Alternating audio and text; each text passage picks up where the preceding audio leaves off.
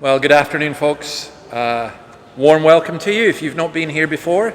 This obviously is the cathedral. My name is David. What we do here every Tuesday is we look at an old piece of wisdom from the Bible, a book called Ecclesiastes. I say that I talk for about 20 minutes. Some of you think it's a lot longer than that. Some of you think it's a lot shorter. So it all depends on your perception. You know how they say about heaven? That somebody said to me once, heaven is an eternal church service. Doesn't really sound like heaven to many people. But we won't keep you that long. You're free to come and go as you please, of course. We do have questions and so on at the end, but everything is done by 12 o'clock. Now, today's kind of like a bonus edition. And what I mean by that is we're going to go back to Ecclesiastes 3. I'm going to ask Ruth if she'll come and read just a couple of verses, and then I'll explain what we're going to do. So Ecclesiastes chapter 3, verses 10 to 11. I have seen the burden God has laid on the human race. He has made everything beautiful in its time.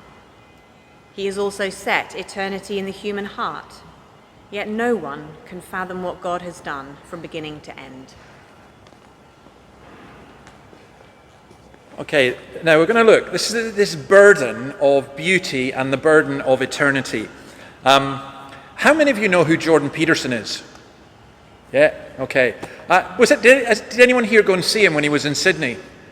Yeah, there's Jack. Jack saw him when he was in Sydney, okay.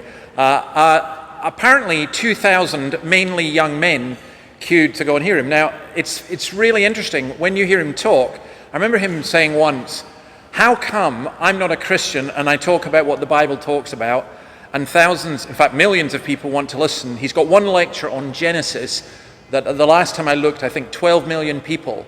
And it's like 90 minutes. So if you think this is long, watch out. You know, and I just think it's just incredible.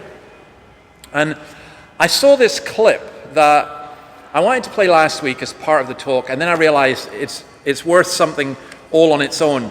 So we're going to play this, and this is Peterson wrestling with this burden that the Bible talks about, and I find it incredibly moving because it describes my own experience very well. I hope that, first of all, I hope the technology works, and I hope that you'll get something from this. So let's play this clip. I think it lasts about 10 minutes. In order to find your way through all of that, you need to develop a relationship with something that's profound. And you have that capacity. And what could be more profound than the truth? And what would you rather have on your side? And to do more than your best, because your best isn't enough, because your best isn't as good as you could be. You have to push yourself past that. And that's, as far as I can tell, where you find what you need in life. You find the meaning that sustains you in life, and you find the patterns of action that redeem the world. Nietzsche said that you could tell much about a man's character by how much truth he could tolerate, which is very interesting. You know, there's an idea in the great Western tradition that the truth is the way and the path of life, and that no one comes to the Father except through the truth. And I believe that to be the case, because I don't think that you can manifest who you are without the truth. And so I think it's literally and metaphorically truth, that the pathway to who you could be if you were completely who you were is through the truth. And so the truth does set you free, but the problem is that it destroys everything that isn't worthy in you as it sets you free, and that's a process of burning. And it's painful because you cling to what you shouldn't be, partly out of pride and partly out of ignorance and partly out of laziness, and so then you encounter something true, and you all know this perfectly well, because when was the last time that you learned something important that wasn't a blow of some sort, you know? And it's often you look back at your life and you think, oh God, I really learned something there. I wouldn't want to do that again, but it really changed my life. I mean, sometimes it can really destroy you, an encounter with the truth, and you never really recover. But now and then something comes along and straightens you out, and a lot of you has to go. A lot of you has to burn away. And I suppose in some sense the idea is that everything about you that isn't worthy is to be put into the flames. And that's another reason to be not so casual about claiming what you believe, because it isn't something that you undertake without due caution. I learned when I was a kid, about 25 or so, a little older than a kid, that almost everything that I said was one form of lie or another. And I wasn't any worse, I would say, than the people that I was associating with, or any better. And the lies were manifold. They were attempts to win arguments for the sake of winning the argument. That might be one. Attempts to indicate my intellectual prowess when there were competitions of that sort. Maybe just the sheer pleasure of engaging in an intellectual argument and winning. My inability to distinguish between ideas that I had read and incorporated because I had read, but hadn't realized that I hadn't yet earned the right to use, all of that. And, I had this experience that lasted a long time. Well, I would say it's really never gone away. And I think this was the awakening of my conscience, essentially. This voice, for lack of a better word, made itself manifest inside me, and it said every time I said something that wasn't true, and that's usually what it said. That's not true. You don't believe that. Or there was a sensation that was associated with it. I don't think this is that uncommon, I asked my psychology classes for many years in a row if they had an experience, that they had a voice in their head, let's say, it's a metaphor, or a feeling that communicated to them when they were about to do something wrong. And it was universally the case that people agreed with one of those statements or another. And the other thing I would ask is, well, do you always listen to it? And of course the answer to that was definitely no. Well, I learned that so much of what I was doing was false. And I think I learned this. There was a reason that this came to me so clearly.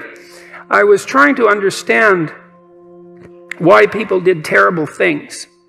And I was really concentrating on the terrible, terrible things that people do. And I was interested in Auschwitz, for example, and not as a political phenomenon, but as a psychological phenomenon. I was curious about how you could be an Auschwitz guard. And I wasn't really curious about how you could be one, because, well, you could be one, that, of course. I was more curious about how I could be one, being such a good person as I thought I was. But I also knew that many people did many terrible things during the 20th century, and the idea that I was somehow better than them, or that I should assume a priori that I was better than them, and that I wouldn't have made the same choices or worse had I been in the same situation, was a very, very, very dangerous supposition. And that we really needed to understand why it happened, and that perhaps we could go deep enough in that understanding, which is, I think, what happens when you go deep into understanding, so that you could stop it. Because if you understand the problem, maybe you can solve it.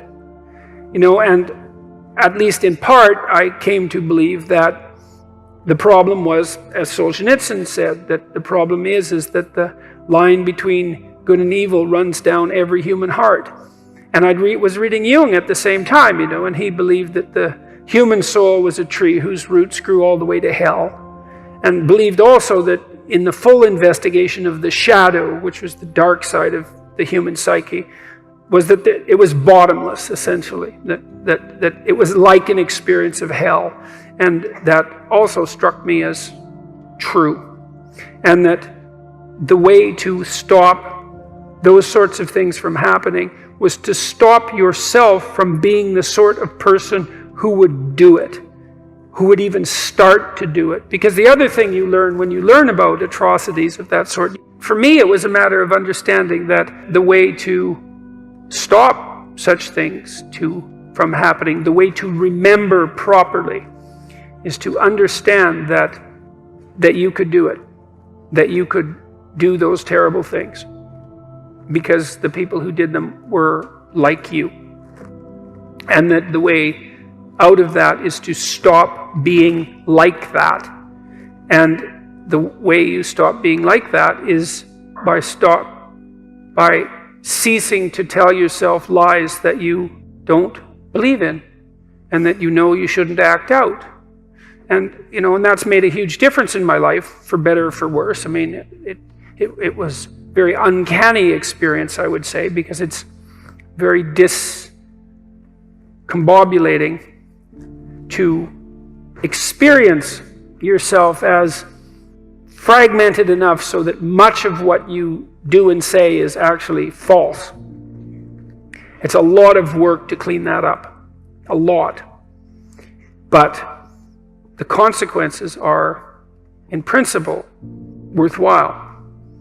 And so that was part of what drove me towards clinical psychology, saying away from political science and law and from politics in general, because I started to believe that, and I think this is the great Western idea, the proper route forward for the redemption of the individual and for mankind as a whole is as a consequence of the redemption of each individual. And I truly believe that. And I believe that that occurs as a consequence of adherence to the truth and courage in the face of being. That's rule one, right? To stand up straight with your shoulders back, is to take on the onslaught and to enter the contentious ring and to do more than your best, because your best isn't enough, because your best isn't as good as you could be. You have to push yourself past that. And that's, as far as I can tell, where you find what you need in life. You find the meaning that sustains you in life, and you find the patterns of action that redeem the world, both at the same time. I mean, life is a very difficult business. It's fatal, and it's full of suffering, and it's full of betrayal and malevolence. There's nothing about it that's trivial. It's all profound. And in order to find your way through all of that capacity for hellish experience, let's say, you need to develop a relationship with something that's profound. And you have that capacity. And what could be more profound than the truth? And what would you rather have on your side? And you might say, well, that's obvious, and of course everyone should do that. And then you need to know why you don't. And the answer is, well, the burns are still healing. It's like, well, there's no shortage of dead wood to burn off. And there's no shortage of pain when the dead wood burns off. And that's what makes people afraid of the truth. And so, what's the decision that you make? You decide to believe. It's a risk, an existential risk. It's an act of faith. You believe that the truth can set you free. You believe that people have an intrinsic divinity about their soul. You decide that you're going to live in that manner and that you're going to let everything about yourself that isn't worthy of that goal die. And that might be almost everything that you are. And that's a terrible thing to contemplate. The only thing that's worse, I would say, is the alternative. Because the alternative is the sorts of hells that we managed to produce around us and that we produced with particular expertise during the totalitarian regimes of the 20th century. And it would be a good thing if we decided collectively and individually not to go back there again. I know someone who's watched that over and over and over again, and I'm pretty close to that. I cannot describe to you how much that means to me. I watched it 2 weeks ago, and my wife came in and I said, I can't move, because he described exactly how I became a Christian. I was studying history, utterly fascinated with Auschwitz, and not just the Holocaust. How could people do that? How could people do that? And then I came to realize I could have done it. I could have done it. And it destroyed me. And to go through what he describes there is just remarkable. So I thought what I would do, and you should have got one of these. If you haven't, we'll give you one. There's some verses from the Bible, the burden of truth and beauty. And I just wanted to list some of the things, and then we'll have some questions. There'll be a text come up at the end as well, but I've already got some questions. It's fascinating at the beginning. He says, the way is the truth and freedom. Now, he doesn't say this, but he's quoting Jesus. I am the way and the truth and the life. No one comes to the Father except through me. Jordan Peterson isn't saying, find your own truth. If you came in here looking for Oprah, you've got the wrong place. Because, Oprah is kind of, you tell your truth. No, there isn't your truth. There is truth. Those of you who are not into Oprah and have impeccably good taste will know the Welsh post-punk band, the Manic Street Preachers, who had an album, This Is My Truth, Tell Me Yours. Do we get just to make up our own truth? No, we don't. There is such a thing as truth.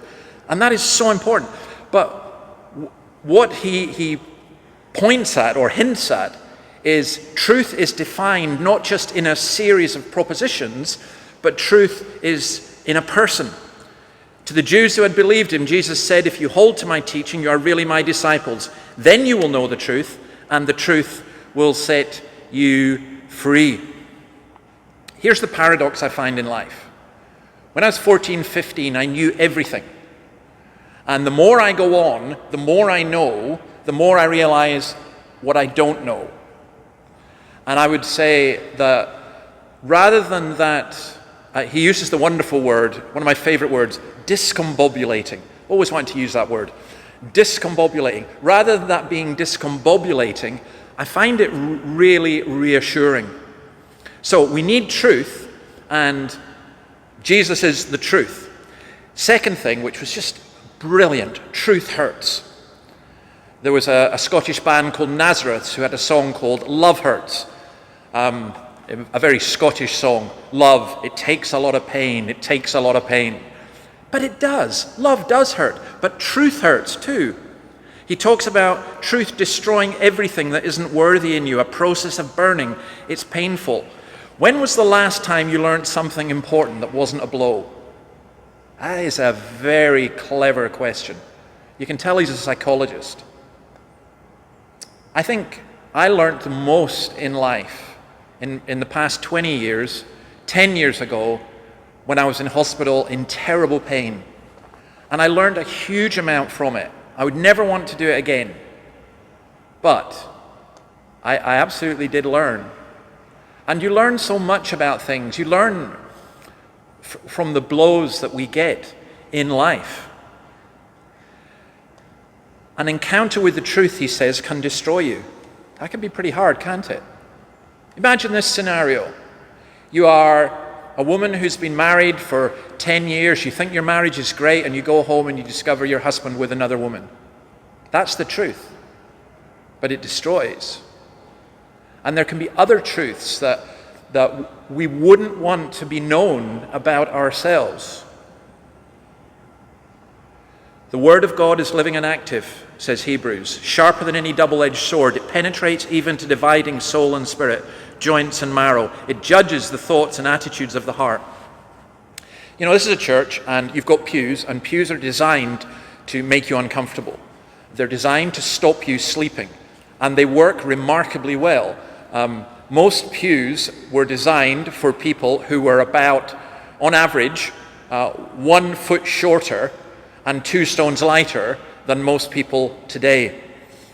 And they were also, partly designed as a very practical way to seat people, and I think to stop you falling asleep. And sometimes people say, when you go into a church, I just want to hear something that makes me feel comfortable. Actually, if you're going to hear truth, it will make you feel uncomfortable, Sometimes I've seen that literally in people's faces. I remember a guy getting up, and at the end of a service, he came to the door. I was standing at the door. He was very, very angry. And he said to me, he did it in a broad Scottish accent, but because you don't understand the language of the gods, I won't do that. But he said, you just come to my house to get information about me so that you can preach that stuff. And I said, whoa, back off. First of all, I don't make up my sermons on the spot. Secondly, I had no idea you were coming. I was shocked. I thought the roof would fall in. I've never seen you here before. And thirdly, that's not the way it works.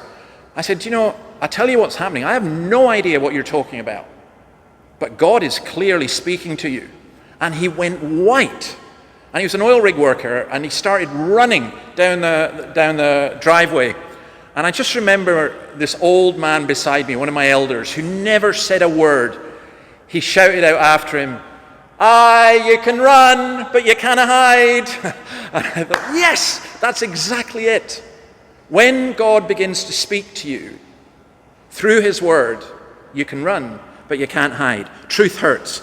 Number 3, he says, judgment is coming. Everything about you that isn't worthy is to be put into the flames. See, this is why I think Peterson is so appreciated, because, these young men who flock to hear him in Sydney, they were told in school, you're really special, you're really unique, you're really wonderful, you can be anything you want to be. No, you can't. You can't. And there's a lot of tough stuff in life. Book of Revelation says this, I saw a great white throne and him who was seated on it. The earth and the heavens fled from his presence. And I saw the dead, great and small, standing before the throne, and books were opened. Another book was opened, which is the book of life. The dead were judged according to what they had done, as recorded in the books. The sea gave up the dead that was in them, were in it, and death and Hades gave up the dead that were in them, and each person was judged according to what they had done. Then death and Hades were thrown into the lake of fire. The lake of fire is the second death. Anyone whose name was not found written in the book of life was thrown into the lake of fire. In Das Untergang, the film Downfall, I think it is in English, about Hitler, which portrayed him as friendly to dogs and women and portrayed his last days, an absolutely astonishing film. There's a point at which Hitler talks to his mistress, Eva Braun, about getting married and committing suicide, and then saying, I'm going to peace. And everything inside you goes, no, you can't go to peace after what you've done. No, he didn't go to peace. That's the point. The point is that we are judged according to what we have done. And that's why Peterson's 4th point is, this is a serious business. Becoming a Christian is a serious business. Life is a serious business. I like humor. I have a very, maybe you'd call it a Scottish sense of humor. Not everyone appreciates it. But I like humor. I like, one of the best things you can say about anyone is they're a good laugh. But if they live their life all the time as though it was trivial and a joke, that's horrendous. It's horrendous. This is a serious business. Becoming a Christian, you take up your cross. Whoever wants to be my disciple must deny themselves, says Jesus, and take up their cross and follow me. For whoever wants to save their life will lose it, but whoever loses their life for me will find it. Life is a difficult business, as we heard, full of suffering. It's fatal. Nothing about it is trivial. And that's part of the burden. That's one of the things to cope with. We try to forget. We drink to forget. We take drugs to forget. We work to forget. We watch, soap operas and stuff to forget. I like really, really heavy films, and the other night I said to my wife, do you know this? No, I'm not going to watch it. Let's just watch The Office or something. I used to watch Neighbours, believe it or not because I had any interest in Australian life as it really is, but because it was just wallpaper TV that you could put on. You didn't need to think about any of it and just let it wash over. But this is for real. This is not just entertainment. And then the astonishing thing, I need the truth because my life is a lie. My life was a lie. When I was 25, he said, I realized that almost everything I said was a lie. Now you think that's a bit extreme, isn't it? Well, not really. Think about it all the time. So someone comes up to you and says, how are you? And you're feeling really miserable, and you go, fine. I have an American friend who says that FINE stands for frustrated, insecure, neurotic, and exhausted. And I can never say fine after that. But we always want to project things, don't we? We want to, we do live often as hypocrites. We want to pretend that we know more than we really know, that we are in control and all the rest of it. And he said he had this conscience. I heard somebody mock him saying he has this voice inside, but everyone has that voice. It's not a literal voice, but you do have a conscience. You have something that makes you aware of things that are right and wrong. Now, your conscience can be skewed and can go wrong and can be misinformed, but all of us have a conscience. It's what the Bible calls the law of God written within us. In fact, to be without a conscience is to be, a sociological maniac. Conscience hurts, but every single human being has a conscience. Why do people do terrible things? That was my question. Before I was a Christian, why do people do terrible things? Well, the answer's obvious, isn't it?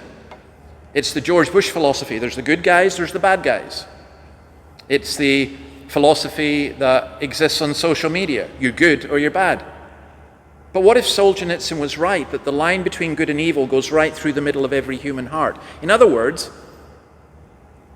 what if evil, and this was the one that got me, what if I too am evil? And I am. And I was amazed at Paul, the Apostle Paul, right at the end of his days saying, I am the chief of sinners. And I love Jung's quote, the human soul is a tree whose roots go all the way to hell. It is bottomless. There is a darkness. There is a darkness. I'm not a priest, but occasionally people will come and talk to me. And I remember people coming and saying things like, I just went through this real darkness where I felt like killing somebody. The darkness that envelops people in different ways. The heart is deceitful above all things, says Jeremiah, and beyond cure, who can understand it? And that's why number 6 is important. I need a new heart. The way to stop these things is to stop yourself from being the sort of person who would do it. Well, the first thing is a self-awareness that you could do things. You could do terrible things. And so you need to change. Stop telling yourself lies that you don't believe in. And as Peterson says, it's a lot of work to clean that up. It's a lot of work to clean us up. The Bible makes a very simple promise from God. I will give you a new heart and put a new spirit in you. I will remove from you your heart of stone and give you a heart of flesh. Jesus describes it this way. Very truly, I tell you that no one can see the kingdom of God unless they are born again. Now, unfortunately, the phrase born again has come to mean a particular type of, dare I say it, American type of evangelicalism. I remember doing some door-to-door work in Mississippi, in Jackson, Mississippi, and everyone you met had been born again several times.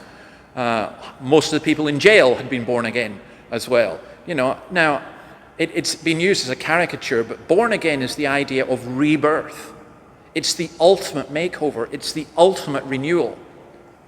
And that's what I love about the gospel, because we have good news. So someone could be lying out in the cathedral square out there, just totally miserable.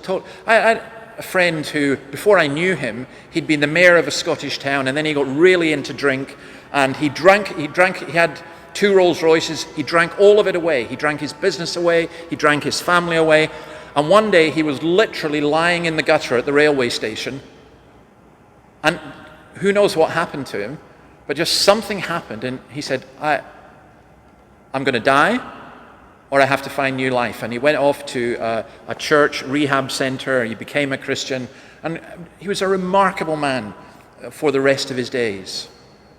And he used to say to people, there's hope for absolutely everybody. And then the last thing is just simply this. Peterson is correct. You have to decide. There's adherence to the truth and courage in the face of being. I remember a young Iranian man coming to see me and asking to be baptized. And for him, that was a big deal. He had to meet his parents, not in Iran, but in Turkey, to tell them. And he could have been signing his death warrant. But he wanted to stand up in the adherence to the truth and courage in the face of being. I used to say that when I became a Christian, I didn't want to tell people. I wanted to be a secret Christian because I didn't like Christians. Actually, there was some truth in that.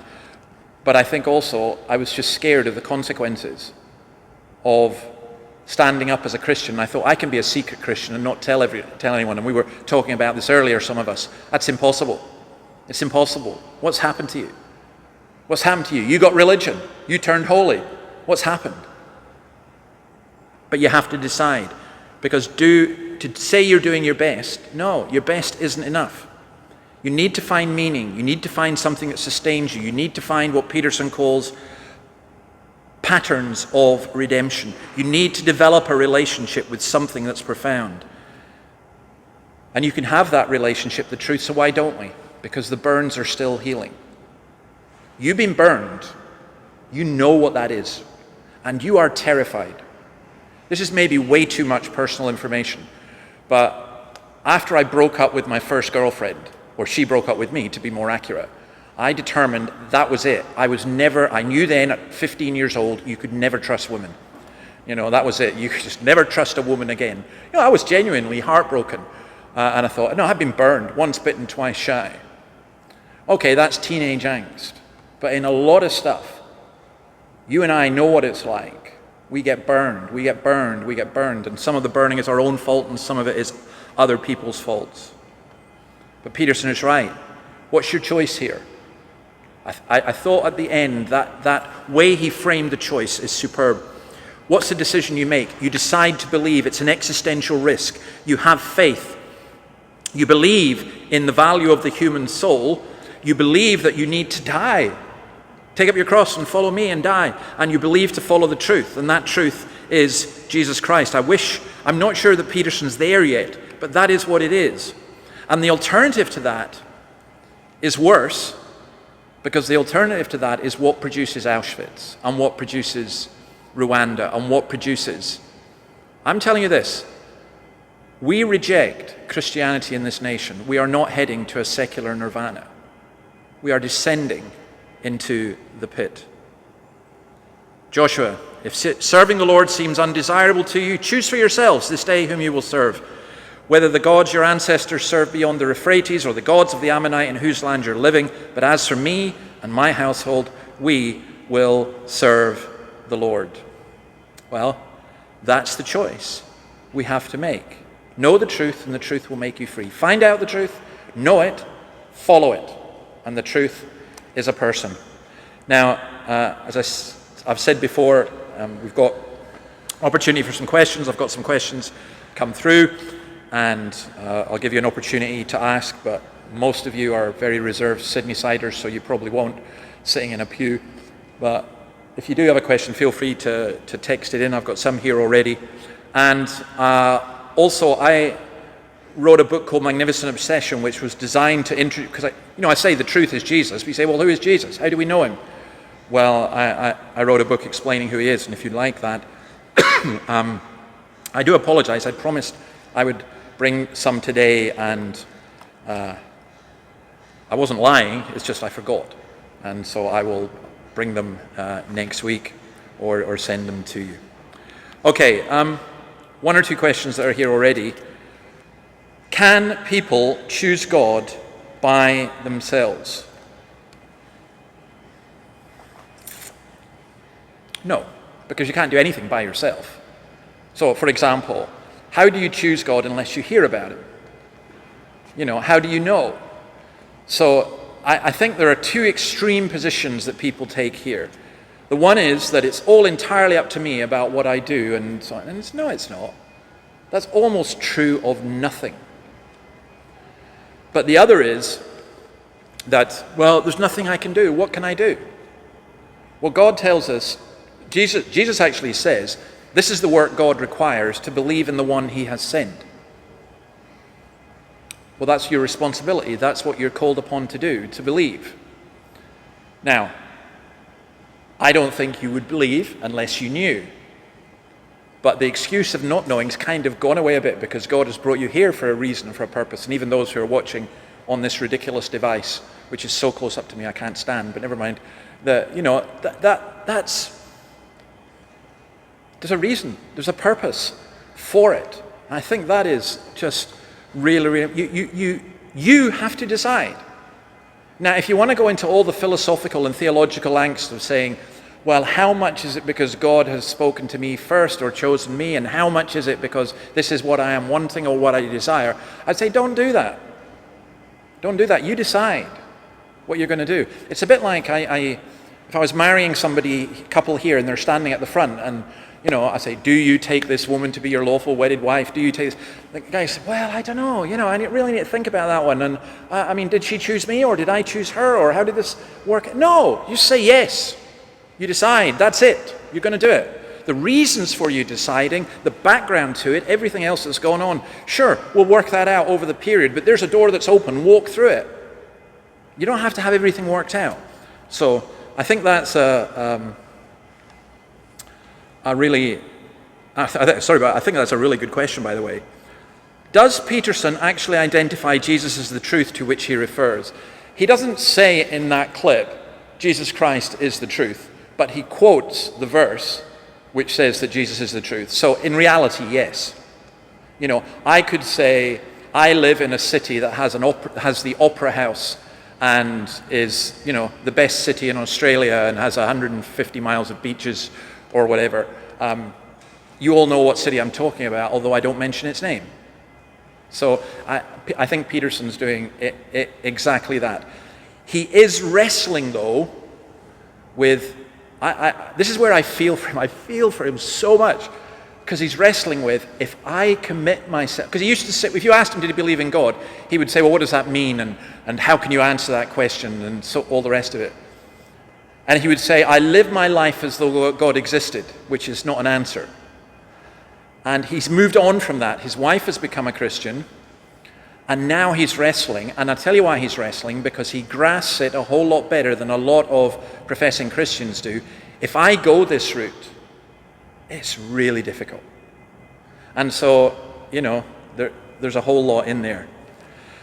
Has Jordan Peterson ever claimed to be a Christian or just believe in the laws of the New Testament? I think I've kind of answered that. Do you know this is a very strange thing? My understanding of him is that it's too sacred for him to claim. It's too great a thing. How would I dare claim that? How can you be a Christian? And I think he's still missing. I remember seeing him when he just started, and I was particularly intrigued at what happened, because a friend of mine who's a very militant atheist started listening to Peterson and started changing in a lot of different things. And I remember listening to Peterson, and I saw him do an interview or a talk, and people were talking about their pain and their struggles and their difficulties. And I was really moved by his compassion. Everyone he answered with genuine empathy and compassion. And then I felt so sorry for him, because I thought, you cannot carry the burdens of the world. You can't do it. You're going to crash and burn. And guess what? He crashed and burned. He's been a year seriously ill and just recovered, just coming back from that.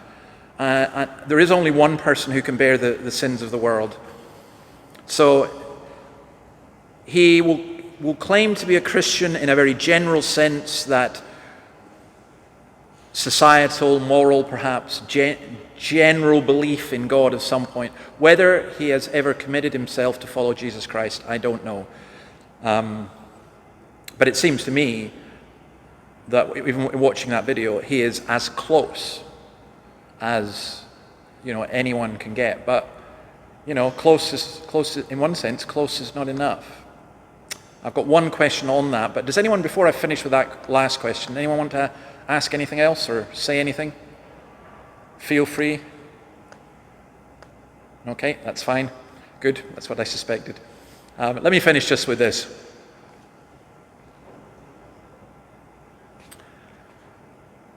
How do you know when when you come to that point of decision? How do you know? And all I'll say is, for different people, it's different experience. But for me, it was this. I wrestled with it. Like, I didn't want to be a Christian. I was, no, and I had all the arguments against. And then gradually I became convinced of the truth of it. And then it's not just getting the evidence. We like to think, if only we'd had the evidence, we'd believe. No, that's not true. You've got far too high an opinion of your rational capabilities and also of your moral capabilities. That's not true. It's not just evidence that stops us believing. I think evidence is important. But it's not just evidence. And I remember one time being very, very conscious of, this is true and you have to commit your life to follow Jesus Christ. And I'd had that before several times. And this time the thought struck me, if you don't do it this time, you're done. If you don't do it this time, that's it. And I just knew. I just knew that the Bible says it this way: my spirit will not always strive with humanity. And I just thought, God has been very gracious to me. It wasn't quite Pascal's wager. Pascal's wager is supposed to be, it's not quite this, but it's how it's commonly understood, that you might as well place your faith and trust in Christ because you've got nothing to lose by doing it. I think you've actually got quite a lot to lose. But I do think there is an element of risk involved, as there is with every single choice that you make in life. I think of major choices that I've made in life, and some of them you live to regret. I haven't regretted getting married, and I haven't regretted deciding to follow Jesus Christ. And I would say, you need to find that out for yourselves. So, next week, we're going on to Ecclesiastes chapter 4. And we're going to look at something that's a little bit, in one sense, more complex, but also wonderfully profound and wonderfully connected to our culture and our society. Can I say that if you are interested in finding out more about this, please do speak to me, speak to one of the guys at the door. The cathedral here has services on a Wednesday. There's a healing service here at 6 o'clock. Then on Sundays at 10:30 and at 5 o'clock. If you're in the North Shore CBD, which I'm told is the third biggest CBD in Australia. There's here, Melbourne, and then North Sydney. So if you're in the North Sydney, at St. Thomas's Church, over the next 3 Thursday evenings, I'm going to be doing something called Hope, where we're going to look at a book in the Bible called Romans chapter 8, Hope for Creation, Hope for Me, Hope Forever. And you're welcome to come along to that if you wish. And also this Sunday in St. Thomas's, we'll be launching that by looking at the whole question of hope.